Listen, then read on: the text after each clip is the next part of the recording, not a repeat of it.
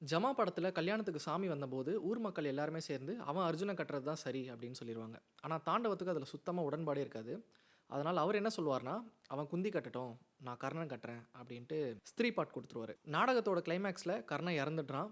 கர்ணன தன்னுடைய மடி மேல ஏந்தி குந்தி கதறி அழறா. இதுதான் சீன். இந்த சீன்ல குந்தியா நடிச்சிட்டு இருக்கக்கூடிய கல்யாணத்தோட நடிப்ப பார்த்து வியந்து, 1 செகண்ட் இறந்திருக்கக்கூடிய அதாவது கர்ணனா இறந்திருக்கக்கூடிய தாண்டவம் கண்ண தொறக்குறாரு.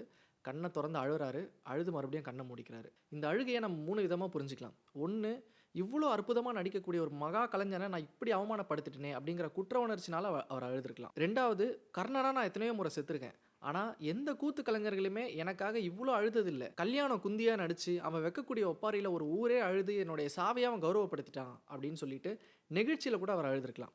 3வது பெர்ஸ்பெக்டிவ் ஒண்ணு இருக்கு. அது கர்ணனுடைய பெர்ஸ்பெக்டிவ். அதாவது அந்த அழுகை தாண்டவத்தோடைய அழுகை இல்ல.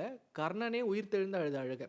அது எப்புட்றா இறந்து போன கர்ணன் கண்ண தொறந்து அழுவான்? ஏன் அழணும் அப்படின்னு கேட்டீங்கன்னா, இத்தன நாளா தாயோடைய அன்பு எனக்கு கிடைக்காமலே போயிருச்சு. நான் வாழ்ந்த காலத்துல எனக்கு கிடைக்காம போயிருச்சு.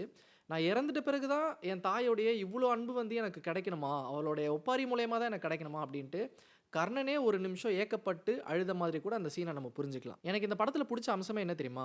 ஒரு தெருக்கூத்துல என்ன வருமானம் கிடைச்சிற போது, என்ன ஃபேம் கிடைச்சிற போது, ஆக்சுவலி அந்த கூத்தையே ஒரு 50 பேருக்குள்ள தான் பார்த்துக்கிட்டு இருப்பாங்க.